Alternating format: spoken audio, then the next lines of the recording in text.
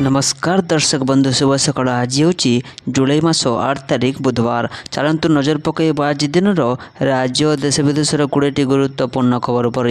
ता पूर्व जदि आपण चैनल नुआक अच्छा तेज भिडटी को गोटे लाइक और शेयर करने सह चैनल को सब्सक्राइब करी आपण क्यों जिलार भिडियो को देखुंत ताहा जणातु। आज प्रथम खबर, शिशु बाटिका 7000 शिक्षक भर्ती।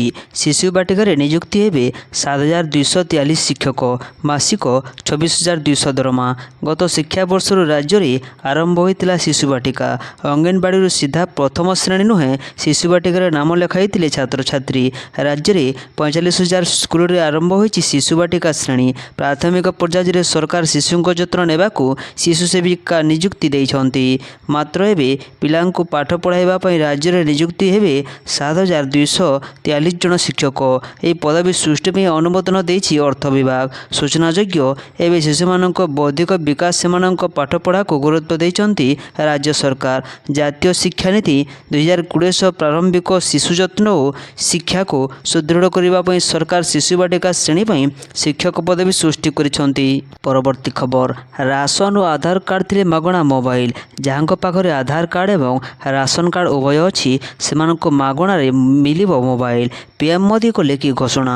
सोशल मीडिया रे आजिकल यही वीडियो खूब द्रुत गति भाइराल होबार लागिछि। एही वीडियो रे प्रधानमंत्री नरेंद्र मोदी एक योजना स्कीम विषय में कथा हेउछन्ति, जहा अधीन रे से साधारण जनता को मागणारे मोबाइल फोन बांटिबाकू जाउछन्ति। सोशल मीडिया रे एही वीडियो देखि समस्ते खूब खुशी हेबार होई जाउछन्ति, कारण जहां पाखरे फोन नहीं सेमाने मध्य या माध्यम रे फोन रो आनंद नहीं पारिबे।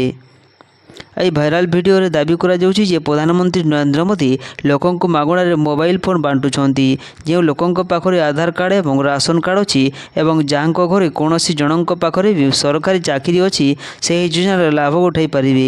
यह खबर सत्यता एवं सरकार तरफ सामना को आसीछि। सरकार दाबी को संपूर्ण मिछ बोली कहिसन्ति। परवर्ती खबर, नियमित गड़िबो पुरी और कोरापुट ट्रेन। नियमित चलाचल करिबो पुरी कोरापुट त्रिसाप्ताहिक एक्सप्रेस। ओडिशा रे रेल संयोग को आहरी सुदृढ़ करने दिगरे भारतीय रेलपथ आउ एक गुरुत्वपूर्ण पदक्षेप नहीं। पुरी कोरापुट पुरी त्रिसाप्ताहिक एक्सप्रेस वर्तमान नियमित भाव चलाचल करिबो। एही ट्रेन 11 जुलाई ठारू पुरी एवं 12 जुलाई ठारू कोरापुट नियमित भाव में चलाचल करिबो। पुरी रेल स्टेशन रे मुख्यमंत्री मोहन चरण माझी एवं केंद्र रेल सूचना और प्रसारण एवं इलेक्ट्रोनिक्स और सूचना प्रजुक्ति मंत्री अश्विनी वैष्णव गत सोमवार ट्रेन शुभारंभ करथिले। परवर्ती खबर, नवोदय आज आवेदन। छात्र छात्री बड़ अपडेट। नवोदय विद्यालय आवेदन आरंभ। नवेम्बर 28 रे एंट्रांस। जवाहर नवोदय विद्यालय आज आवेदन। षष्ठ श्रेणी छात्र छात्री माने जुलाई 7 ठारू आवेदन करें। आवेदन शेष तारीख जुलाई 31 रही। नवेम्बर 28 रे एंट्रांस परीक्षा हेबो। 2027 मार्च किंबा एप्रिल मासरे रेजल्ट घोषणा हेबो। चलित वर्ष यह परीक्षा गत 2 वर्ष तुलन में शीघ्र आयोजन करा जायछि। तेबे नवोदय विद्यालय समिति चलित वर्ष जिला स्तरीय एडमिशन नियम लागू करिछि। छात्र छात्री माने केवल निज जिला स्थित नवोदय विद्यालय रे आवेदन करि पारिबे। परवर्ती खबर, केंद्र सरकारी कर्मचारी दरमा 283% वृद्धि। आसिला बड़ खबर, केंद्र कर्मचारी खुशी खबर 283% वृद्धि पाइब दरमा। 8 वेतन कमिशन केंद्रीय कर्मचारी एवं पेंशनभोगी मध्य एक चर्चा सृष्टि करिछि। कर्मचारी संघगुड़िक सरकार को फिटमेंट फैक्टर वृद्धि और सर्वनिम्न मौलिक दरमा 69,000 को वृद्धि करने को दाबी करिसेंति। आसंतु जानिबा एही नूतन वेतन कमिशन अधीन रे कर्मचारी दरमा केते वृद्धि पाई परिबो एवं केउ काम चलीछि। 8 वेतन कमिशन गठन करा जायछि एवं यार नेतृत्व जस्टिस रंजना प्रकाश देसाई नैछन्ति। एही पैनल केंद्र सरकारी कर्मचारी और पेंशनभोगी दाबी एवं दरमा वृद्धि प्रस्ताव उपरे समालोचना मूलक आलोचना करबा पई देश गस्त करिसन्ति। परवर्ती खबर, सीआरपीएफ पक्षर आरंभ है माई आई हेल्प यू अभियान आरंभ। चलित वर्ष जुलाई 3 तारिख आरंभ हो सारी। विगत 3 दिन में 56,000 अधिक तीर्थयात्री पवित्र गुंफा मंदिर परिदर्शन करिसन्ति। यात्रा समय तीर्थयात्री को सहायता एवं सुविधा प्रदान करने संपूर्ण व्यवस्था करा जायछि। अमरनाथ यात्रा समय बालताल मार्ग में तीर्थयात्री सुविधा और सुरक्षा सुनिश्चित करिबारे केंद्रीय संरक्षित पुलिस बाहिनी सीआरपीएफ पक्षर may I help you my help you ପଦକ୍ଷେପ ଏକ ଗୁରୁତ୍ୱପୂର୍ଣ୍ଣ ଭୂମିକା ଗ୍ରହଣ କରିଛି। ମେ ଆଇ ହେଲ୍ପ ୟୁ ପଦକ୍ଷେପ ଅଧୀନରେ ନିୟୋଜିତ ମହିଳା କର୍ମଚାରୀ ମାର୍ଗଦର୍ଶନ, ଜରୁରୀ ସୂଚନା, ସୁରକ୍ଷା ସହାୟତା, ବାସସ୍ଥାନ, ଭାଷା ସହାୟତା, ଯୋଗାଯୋଗ ସୁବିଧା ଏବଂ ଜରୁରୀକାଳୀନ ଚିକିତ୍ସା ସହାୟତା ଭଳି ସେବା ପ୍ରଦାନ କରୁଛନ୍ତି। ପରବର୍ତ୍ତୀ ଖବର, ଭାରତ ଇଣ୍ଡୋନେସିଆ ଡିଫେନ୍ସ ଡିଲ୍। ଇଣ୍ଡୋନେସିଆରେ ଶୁଭାରମ୍ଭ ହେଲା ଆଇଆଇଏମ୍ ବେଙ୍ଗାଲୁରୁ କ୍ୟାମ୍ପସ୍। ଭାରତ ଓ ଇଣ୍ଡୋନେସିଆ ମଧ୍ୟରେ ରଣନୀତିକ ସମ୍ପର୍କର ଏକ ନୂଆ ସୂର୍ଯ୍ୟୋଦୟ। ପ୍ରଧାନମନ୍ତ୍ରୀ ନରେନ୍ଦ୍ର ମୋଦିଙ୍କ ଇଣ୍ଡୋନେସିଆ ଗସ୍ତ ଅବସରରେ ଦୁଇ ଦେଶ ମଧ୍ୟରେ ସ୍ୱାକ୍ଷରିତ ହୋଇଛି ଅନେକ ଐତିହାସିକ ଚୁକ୍ତି। ସବୁଠାରୁ ବଡ଼ କଥା ହେଉଛି ପ୍ରଧାନମନ୍ତ୍ରୀ ମୋଦିଙ୍କୁ ଇଣ୍ଡୋନେସିଆର ସର୍ବୋଚ୍ଚ ନାଗରିକ ସମ୍ମାନ ବିନ୍ତାଙ୍ଗ ଆଦି ପୂର୍ଣ୍ଣରେ ସମ୍ମାନିତ କରିଛନ୍ତି ରାଷ୍ଟ୍ରପତି ପ୍ରବୋବୋ ସୁବିଆଣ୍ଟୋ। ଭାରତର ଆକ୍ଟ ଇଷ୍ଟ ପଲିସି ଏବଂ ମହାସାଗର ଭିଜନକୁ ଏହି ଗସ୍ତ ଏକ ନୂଆ ଶକ୍ତି ପ୍ରଦାନ କରିଛି। ଏଥିସହ ଦୁଇ ରାଷ୍ଟ୍ର ମୁଖ୍ୟଙ୍କ ଉପସ୍ଥିତିରେ ଆଇଆଇଏମ୍ ବେଙ୍ଗାଲୁରୁ ସିଂସାରୀ କ୍ୟାମ୍ପସର ଶୁଭାରମ୍ଭ କରାଯାଇଛି। ଭାରତୀୟ ଉଚ୍ଚଶିକ୍ଷାର ଆନ୍ତର୍ଜାତୀୟକରଣ କ୍ଷେତ୍ରରେ ଏକ ବଡ଼ ପଦକ୍ଷେପ ନିଆଯାଇଥିବା କହିଛନ୍ତି କେନ୍ଦ୍ର ଶିକ୍ଷାମନ୍ତ୍ରୀ ଧର୍ମେନ୍ଦ୍ର ପ୍ରଧାନ। ପରବର୍ତ୍ତୀ ଖବର, ପେଟ୍ରୋଲ କି ଡିଜେଲ ନୁହେଁ, ଏଣିକି ଆବର୍ଜନା ବ୍ୟବହାର କରି ଚାଲିବ ବସ୍। ସାରା ଦେଶରେ E20 ପେଟ୍ରୋଲକୁ ନେଇ ନାନା ଆଲୋଚନା ପର୍ଯ୍ୟାଲୋଚନା ଚାଲିଛି। ଏହି ଇନ୍ଧନ ଗାଡ଼ିର ମାଇଲେଜ ବଢ଼ାଇବ କି କମାଇବ ତାହା ଉପରେ ମଧ୍ୟ ବେଶ୍ ଚର୍ଚ୍ଚା ହେଉଛି। ଏହି ଚର୍ଚ୍ଚା ଥମିନଥିବା ବେଳେ ଏବେ କେନ୍ଦ୍ର ସଡ଼କ ଓ ପରିବହନ ମନ୍ତ୍ରୀ ନୀତିଶ ଗଡ଼କରୀଙ୍କ ଆସିଛି ବଡ଼ ବଜାନ। ଆଗକୁ ଜାତୀୟ ରାଜଧାନୀର ବସ୍ ପେଟ୍ରୋଲ ଡିଜେଲ କିମ୍ବା ଇଲେକ୍ଟ୍ରିକ୍ ବରଂ ବସ୍ର ଇନ୍ଧନ ଲାଗି ଆବର୍ଜନାର ବ୍ୟବହାର ହେବ ବୋଲି ସେ କହିଛନ୍ତି। ପରବର୍ତ୍ତୀ ଖବର, ଇଥାନଲ ପେଟ୍ରୋଲ କିଣିବ ନାହିଁ ଭୁଟାନ, ଜବାବ ରଖିଲା ପେଟ୍ରୋଲିୟମ ମନ୍ତ୍ରଣାଳୟ। ଇଥାନଲ ମିଶ୍ରିତ ପେଟ୍ରୋଲ ଭୁଟାନ କିଣୁନଥିବା ନେଇ ହେଉଥିବା ଦାବି ଉପରେ ଜବାବ ରଖିଛନ୍ତି ଭାରତ ସରକାର। ଏନେଇ ପେଟ୍ରୋଲ ଏବଂ ପ୍ରାକୃତିକ ଗ୍ୟାସ ମନ୍ତ୍ରଣାଳୟ ସ୍ପଷ୍ଟ କରିଛି ଯେ ଭୁଟାନ ଭାରତରୁ E20 ପେଟ୍ରୋଲ ଆମଦାନୀ ନ କରିବାକୁ ନେଇ ହେଉଥିବା ଦାବି ସମ୍ପୂର୍ଣ୍ଣ ଭିତ୍ତିହୀନ। ସୋସିଆଲ ମିଡ଼ିଆରେ ପ୍ରସାରିତ ହୋଇଥିବା ଏପରି ସମସ୍ତ ଖବର ଭ୍ରାମକ। ମନ୍ତ୍ରଣାଳୟ କହିଛି ଯେ ଭୁଟାନ ଦ୍ୱାରା ଏପରି କୌଣସି ପ୍ରସ୍ତାବ ଦିଆଯାଇନାହିଁ। ଲୋକଙ୍କୁ କେବଳ ସରକାରୀ ତଥ୍ୟ ଉପରେ ବିଶ୍ୱାସ କରିବାକୁ ଅନୁରୋଧ କରାଯାଇଛି। ଏହି ସୂଚନା ଭାରତ ସରକାରଙ୍କ ପେଟ୍ରୋଲିୟମ ଏବଂ ପ୍ରାକୃତିକ ଗ୍ୟାସ ମନ୍ତ୍ରଣାଳୟ ଦ୍ୱାରା ଏକ ପୋଷ୍ଟ ମାଧ୍ୟମରେ ପ୍ରଦାନ କରାଯାଇଛି। ପରବର୍ତ୍ତୀ ଖବର, ପିଆଜ କ୍ରୟ ମୂଲ୍ୟରେ 13% ବୃଦ୍ଧି। ଗ୍ରାହକ ଓ କୃଷକଙ୍କ ଉପରେ କ'ଣ ରହିବ ପ୍ରଭାବ? ବଢ଼ିଲା ପିଆଜର କ୍ରୟ ମୂଲ୍ୟ, ଚାଷୀଙ୍କୁ ମିଳିବ ଅଧିକ ଟଙ୍କା। ପିଆଜ ଦର ଓ ବଜାରରେ ଉପଲବ୍ଧତା ବଜାୟ ରଖିବାକୁ ସରକାର ପଦକ୍ଷେପ ଗ୍ରହଣ କରିଛନ୍ତି। କୃଷକଙ୍କୁ ପିଆଜର ସଠିକ୍ ଦାମ ଦେବା ଓ ଜନତାଙ୍କ ଦର ବୃଦ୍ଧି ଝଟକାରୁ ବଞ୍ଚାଇବା ପାଇଁ ସରକାର ନେଇଛନ୍ତି ବଡ଼ ନିଷ୍ପତ୍ତି। ବମ୍ପର ଷ୍ଟକ୍ ପାଇଁ ସରକାର ପିଆଜର କ୍ରୟ ମୂଲ୍ୟରେ 13% ବୃଦ୍ଧି କରିଛନ୍ତି। ଅର୍ଥାତ୍ ସରକାର ଏବେ କୃଷକଙ୍କଠାରୁ 1875 ଟଙ୍କା ପରିବର୍ତ୍ତେ 2125 ଟଙ୍କା ପ୍ରତି କ୍ୱିଣ୍ଟାଲରେ ପିଆଜ କିଣିବେ। ପରିବର୍ତ୍ତିତ ଦର 2024 ଜୁଲାଇ 4 ତାରିଖରୁ ଲାଗୁ କରାଯାଇଛି। ବଡ଼ କଥା ହେଉଛି ଚଳିତ ଋତୁରେ ସରକାର କ୍ରମାଗତ ପଞ୍ଚମ ଥର ଲାଗି ପିଆଜର କ୍ରୟ ମୂଲ୍ୟ ବୃଦ୍ଧି କରିଛନ୍ତି। ଜୁନ୍ 1ରୁ ଏବେ ପର୍ଯ୍ୟନ୍ତ ସରକାର 2000 ଟନ୍ ପିଆଜ କିଣିଛନ୍ତି। କୃଷକଙ୍କ ଯେଭଳି କ୍ଷତି ନ ହେବ ସେଥିପାଇଁ ସରକାର ପିଆଜ ଦର ବଢ଼ାଇଛନ୍ତି। ପରବର୍ତ୍ତୀ ଖବର, ଏନର୍ଜି ଡ୍ରିଙ୍କ୍ସ ଉପରେ ଲୋକ ଲଗାଇଲେ ମହାରାଷ୍ଟ୍ର ସରକାର। ସ୍କୁଲଠାରୁ 500 ମିଟର ମଧ୍ୟରେ ବିକ୍ରି ମନା। ମହାରାଷ୍ଟ୍ର ସରକାର ରାଜ୍ୟର ଛାତ୍ର ଏବଂ କିଶୋରଙ୍କ ସ୍ୱାସ୍ଥ୍ୟ ସୁରକ୍ଷା ପାଇଁ ଏକ ବଡ଼ ନିଷ୍ପତ୍ତି ନେଇଛନ୍ତି। ରାଜ୍ୟ ସରକାର କୌଣସି ବିଦ୍ୟାଳୟଠାରୁ 500 ମିଟର ମଧ୍ୟରେ ଷ୍ଟିଂ ଭଳି ଉଚ୍ଚ କ୍ୟାଫିନ୍ ଯୁକ୍ତ ଶକ୍ତିବର୍ଦ୍ଧକ ପାନୀୟ ବିକ୍ରୟ ଉପରେ ରୋକ ଲଗାଇଛନ୍ତି। ଏନେଇ ସରକାରଙ୍କ କହିବା କଥା ଯେ ଏହି ପାନୀୟ ବର୍ଦ୍ଧିତ ବ୍ୟବହାର ଛାତ୍ରଙ୍କ ସ୍ୱାସ୍ଥ୍ୟ ଉପରେ ନକାରାତ୍ମକ ପ୍ରଭାବ ପକାଇପାରେ। ଏହା ସହିତ ଛାତ୍ର ଏବଂ ଅଭିଭାବକ ମଧ୍ୟରେ ସଚେତନତା ବୃଦ୍ଧି ପାଇଁ ବିଶେଷ ଅଭିଯାନ ଯୋଜନା କରାଯାଉଛି। ପରବର୍ତ୍ତୀ ଖବର, ଆଜିଠୁ ଆଉ କାମ କରିବେନି ମାଇ ଆଧାର। ତୁରନ୍ତ ଡାଉନଲୋଡ୍ କରନ୍ତୁ ନୂଆ ଆଧାର ଆପ୍ସ। ଯଦି ଆପଣ ଆପଣଙ୍କର ସ୍ମାର୍ଟଫୋନରେ ଆଧାର କାର୍ଡ଼ ରଖିବା ପାଇଁ ମାଇ ଆଧାର ଆପ୍ ବ୍ୟବହାର କରୁଛନ୍ତି, ତେବେ ଆଜି ଆପଣଙ୍କ ପାଇଁ ଏକ ଅତ୍ୟନ୍ତ ଗୁରୁତ୍ୱପୂର୍ଣ୍ଣ ଦିନ। ଉଦୟ ଏକ ବଡ଼ ନିଷ୍ପତ୍ତି ନେଇଛି ଏବଂ ଆଜିଠାରୁ ମାଇ ଆଧାର ଆପ୍ ସମ୍ପୂର୍ଣ୍ଣ ବନ୍ଦ କରିବାକୁ ଘୋଷଣା କରିଛି। ସରକାର ମାଇ ଆଧାର ଆପ୍ ସ୍ଥାନରେ ଏକ ସମ୍ପୂର୍ଣ୍ଣ ନୂତନ ଏବଂ ହାଇଟେକ୍ ଆଧାର ଆପ୍ ଲଞ୍ଚ କରିଛନ୍ତି। ଆଧାରର ନୂଆ ଆପ୍କୁ ଆପଲ୍ ୟୁଜର୍ସମାନେ ଆପ୍ ଷ୍ଟୋରରୁ ଡାଉନଲୋଡ୍ କରିପାରିବେ ଏବଂ ଆଣ୍ଡ୍ରଏଡ୍ ୟୁଜର୍ସମାନେ ଗୁଗଲ ପ୍ଲେ ଷ୍ଟୋରରୁ ଏହାକୁ ଡାଉନଲୋଡ୍ କରିପାରିବେ।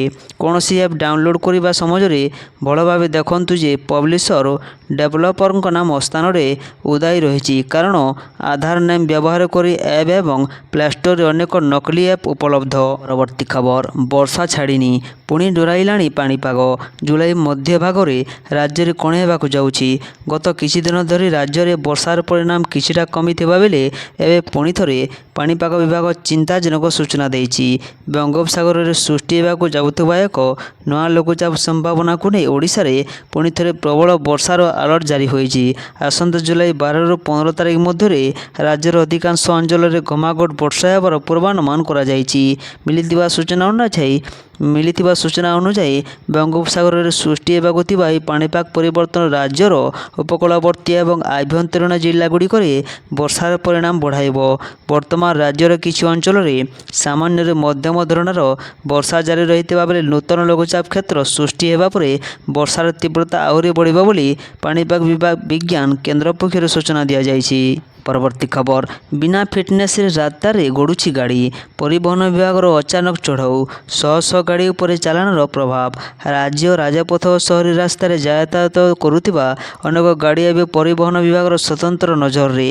ବିନା ଫିଟନେସ ଏବଂ ବୈଧ କାଗଜପତ୍ର ବିନା ରାସ୍ତାରେ ଗଡ଼ୁଥିବା ଅନେକ ଗାଡ଼ି ବିପଦର କାରଣ ସାଜୁଥିବା ବେଳେ ଏହାକୁ ରୋକିବା ପାଇଁ ରାଜ୍ୟ ପରିବହନ କର୍ତ୍ତୃପକ୍ଷ ଏବଂ ବ୍ୟାପକ ସ୍ୱତନ୍ତ୍ର ଅଭିଯାନ ଆରମ୍ଭ କରିଛନ୍ତି। ଗତ ଜୁଲାଇ 5 ଏବଂ 6 ତାରିଖ ଏହି 2 ଦିନ ମଧ୍ୟରେ ରାଜ୍ୟବ୍ୟାପୀ ଚାଲିଥିବା ତନାଘନା ଯାଞ୍ଚରେ ହଜାର ହଜାର ନିୟମ ଉଲ୍ଲଂଘନକାରୀଙ୍କୁ ଧରାଯାଇଛି। ପରିବହନ ବିଭାଗର ତଥ୍ୟ ଅନୁଯାୟୀ 2 ଦିନ ମଧ୍ୟରେ ସାରା ଓଡ଼ିଶାରେ ମୋଟ 3057ଟି ଗାଡ଼ିକୁ କଡ଼ା ଯାଞ୍ଚ କରାଯାଇଛି। ଏଥିମଧ୍ୟରୁ ବିନା ଫିଟନେସ୍ କିମ୍ବା ବୈଧ ପଞ୍ଜୀକରଣ ପାଇଁ 478ଟି ଗାଡ଼ିକୁ ଜରିମାନା କରାଯାଇ ଇ-ଚାଲାଣ କଟାଯାଇଛି। ସେହିପରି ବିନା ପରମିଟ୍ରେ ଚାଲୁଥିବା 65ଟି ଗାଡ଼ି ଏବଂ ଉଭୟ ନିୟମ ଉଲ୍ଲଂଘନ କରିଥିବା 172ଟି ଗାଡ଼ିକୁ ଚିହ୍ନଟ କରାଯାଇ ସେମାନଙ୍କ ବିରୁଦ୍ଧରେ ଦୃଢ଼ କାର୍ଯ୍ୟାନୁଷ୍ଠାନ ଗ୍ରହଣ କରାଯାଇଛି। ପରବର୍ତ୍ତୀ ଖବର ସରକାରୀ ମଦ ଦୋକାନୀଙ୍କ ପାଇଁ ବମ୍ପର ଉପହାର। ଦରମା ବଢ଼ିଲା 25%, କିନ୍ତୁ ମୁଖ୍ୟମନ୍ତ୍ରୀ ରଖିଲେ ବଡ଼ ସର୍ତ୍ତ। ତାମିଲନାଡୁର ସରକାରୀ ମଦ ଦୋକାନ କର୍ମଚାରୀଙ୍କ ପାଇଁ ଆସିଛି ଏକ ବଡ଼ ଖୁସି ଖବର। ଦୀର୍ଘ 20 ବର୍ଷର ଲମ୍ବା ଅପେକ୍ଷା ପରେ ରାଜ୍ୟ ସରକାର ଏହି କର୍ମଚାରୀମାନଙ୍କ ଦରମାରେ ଏକକାଳୀନ 25% ବୃଦ୍ଧି ଘୋଷଣା କରିଛନ୍ତି। ତେବେ ଏହି ବମ୍ପର ଦରମା ବୃଦ୍ଧି ସହିତ ସରକାର ଏକ କଡ଼ା ସର୍ତ୍ତ ଏବଂ ଚେତାବନୀ ମଧ୍ୟ ଯୋଡ଼ିଛନ୍ତି। ଯଦି କୌଣସି କର୍ମଚାରୀ ଗ୍ରାହକଙ୍କଠାରୁ ନିର୍ଦ୍ଧାରିତ ମୂଲ୍ୟଠାରୁ ଗୋଟିଏ ଟଙ୍କା ବି ଅଧିକ ନିଅନ୍ତି ତେବେ ତାଙ୍କୁ ସିଧାସଳଖ ଚାକିରିରୁ ବହିଷ୍କାର କରାଯିବ। ମଦ ବୋତଲ ପିଛା 10 ଟଙ୍କା ଅଧିକ ନେଉଥିବା ଦୁର୍ନୀତିକୁ ସମ୍ପୂର୍ଣ୍ଣ ରୋକିବା ପାଇଁ ମୁଖ୍ୟମନ୍ତ୍ରୀ ଶ୍ରୀ ଜୋସେଫ ବିଜୟଙ୍କ ସରକାର ଏହି ଐତିହାସିକ ନିଷ୍ପତ୍ତି ନେଇଛନ୍ତି। ପରବର୍ତ୍ତୀ ଖବର ଏଣିକି ସମ୍ପୂର୍ଣ୍ଣ କ୍ୟାସଲେସ୍ ହେବ ଜମି କିଣାବିକା ହଟିବେ ଦଲାଲ। ଏଣିକି ରାଜ୍ୟରେ ସମ୍ପୂର୍ଣ୍ଣ କ୍ୟାସଲେସ୍ ହେବ ଜମି କିଣାବିକା। ଗୋଟିଏ ବି ଟଙ୍କା ନଗଦ କାରବାର ହେବ ନାହିଁ। ଜମି ପଞ୍ଜୀକରଣ କାର୍ଯ୍ୟକୁ ଦଲାଲ ମୁକ୍ତ କରିବାକୁ ଏଭଳି ବଡ଼ ନିଷ୍ପତ୍ତି ନେଲେ ରାଜ୍ୟ ସରକାର। ଏନେଇ ରାଜସ୍ୱ ମନ୍ତ୍ରୀ ସୁରେଶ ପୂଜାରୀ ସୂଚନା ଦେଇଛନ୍ତି। ପୂର୍ବରୁ 15,000 ଯାଏଁ କ୍ୟାସଲେସ୍ କାରବାର ହେଉଥିଲା। ପରବର୍ତ୍ତୀ ଖବର କେବେ ଆସିବ ନୂଆ ଦରମା ଢାଞ୍ଚା? ସୁପାରିଶ ପୂର୍ବରୁ ଓଡ଼ିଶାରେ ଡେରା ପକାଇଲେ କମିଶନ। କେନ୍ଦ୍ର ସରକାରୀ କର୍ମଚାରୀ ଏବଂ ପେନ୍ସନଭୋଗୀଙ୍କ ପାଇଁ ଏକ ଖୁସି ଖବର ସାମ୍ନାକୁ ଆସିଛି। ଦରମା ଢାଞ୍ଚା ଏବଂ ପେନ୍ସନ ସଂଶୋଧନ ପାଇଁ ଗଠିତ 8ମ ବେତନ କମିଶନ ଏବେ ଆକ୍ସନ ମୋଡକୁ ଆସିଯାଇଛି। ନିଜର ଚୂଡ଼ାନ୍ତ ସୁପାରିଶ କେନ୍ଦ୍ର ସରକାରଙ୍କୁ ପ୍ରଦାନ କରିବା ପୂର୍ବରୁ କମିଶନ ସାରା ଦେଶର ବିଭିନ୍ନ କର୍ମଚାରୀ ସଂଗଠନ ସହ ପ୍ରତ୍ୟକ୍ଷ ଆଲୋଚନା କରୁଥିବା ବେଳେ ବର୍ତ୍ତମାନ ଏହାର ଫୋକସରେ ରହିଛି ଓଡ଼ିଶା। ପରବର୍ତ୍ତୀ ଖବର ରାଜସ୍ୱ ବିପର୍ଯ୍ୟୟ ପରିଚାଳନା ବ୍ୟବସ୍ଥା ହେବ ଆହୁରି ସୁଦୃଢ଼। ଭୁବନେଶ୍ୱରରେ ନିର୍ମାଣ ହେବ ନୂଆ ରାଜସ୍ୱ ଭବନ। ପ୍ରାୟ 600 କୋଟି ଟଙ୍କା ବ୍ୟୟରେ 10 ମହଲା ବିଶିଷ୍ଟ ଏହି ଅତ୍ୟାଧୁନିକ କୋଠା ନିର୍ମାଣ କରାଯିବ। ରାଜ୍ୟର ବର୍ତ୍ତମାନ ଭବିଷ୍ୟତର ଆବଶ୍ୟକତାକୁ ଦୃଷ୍ଟିରେ ରଖି ଏହି ଭବନ ରୂପରେଖ ପ୍ରସ୍ତୁତ କରାଯିବ। ଏନେଇ ସୂଚନା ଦେଲେ ରାଜସ୍ୱ ବିପର୍ଯ୍ୟୟ ପରିଚାଳନା ମନ୍ତ୍ରୀ ସୁରେଶ ପୂଜାରୀ। ପରବର୍ତ୍ତୀ ଖବର ଭୁବନେଶ୍ୱର ବିମାନ ବନ୍ଦରରୁ 5 କୋଟି ଟଙ୍କାର ମାରିଜୁଆନା ଜବତ। ଭୁବନେଶ୍ୱର ବିଜୁ ପଟ୍ଟନାୟକ ଅନ୍ତର୍ଜାତୀୟ ବିମାନ ବନ୍ଦରରୁ ପୁଣି ମାରିଜୁଆନା ଜବତ ହୋଇଛି। ବ୍ୟାଙ୍କକ୍ରୁ ଭୁବନେଶ୍ୱର ଚାଲାଣ ବେଳେ ବିପୁଳ ପରିମାଣର ମାରିଜୁଆନା ଜବତ କରିଛି DRI କଷ୍ଟମ ବିଭାଗ।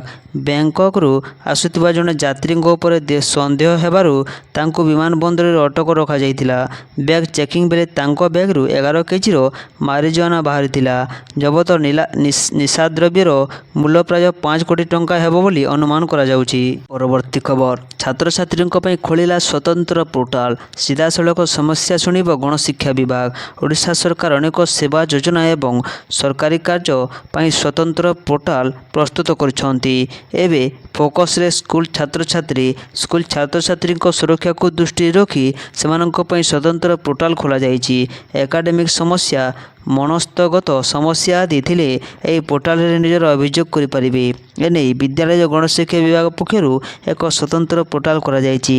ଏହି ପୋର୍ଟାଲ ବାବଦରେ ଛାତ୍ରଛାତ୍ରୀଙ୍କ ମଧ୍ୟରେ ସଚେତନତା ସୃଷ୍ଟି ପାଇଁ ଜିଲ୍ଲା ଶିକ୍ଷା ଅଧିକାରୀଙ୍କୁ ଚିଠି କରିଛି ବିଦ୍ୟାଳୟ ଓ ଗଣଶିକ୍ଷା ବିଭାଗ। ପରବର୍ତ୍ତୀ ଖବର, କୃଷ୍ଣମୋହନ କିଏ, ଯାହାଙ୍କ ହାତରେ ଶ୍ରୀରାମ ଜନ୍ମଭୂମି ଟ୍ରଷ୍ଟ ଦାୟିତ୍ୱ। ରାମ ମନ୍ଦିରରେ ଦାନ ଅର୍ଥ ଚୋରି ଘଟଣା ସାମ୍ନାକୁ ଆସିବା ପରେ ଟ୍ରଷ୍ଟର ଏକ ବୈଠକ ଅନୁଷ୍ଠିତ ହୋଇଥିଲା, ଯେଉଁଥିରେ ଏକ ଗୁରୁତ୍ୱପୂର୍ଣ୍ଣ ନିଷ୍ପତ୍ତି ନିଆଯାଇଥିଲା ଏବଂ କୃଷ୍ଣମୋହନଙ୍କୁ ଶ୍ରୀରାମ ଜନ୍ମଭୂମିର ମଧ୍ୟବର୍ତ୍ତୀକାଳୀନ ମହାସଚିବ ଭାବରେ ନିଯୁକ୍ତି କରାଯାଇଥିଲା। ତେବେ ପୂର୍ବରୁ ତଦନ୍ତ ପରିସରକୁ ଆସିଥିବା ଚମ୍ପତ ରାୟ ଏବଂ ଡକ୍ଟର ଅନିଲ ମିଶ୍ରା ସେମାନଙ୍କ ପଦବୀରୁ ଇସ୍ତଫା ଦେଇଥିଲେ।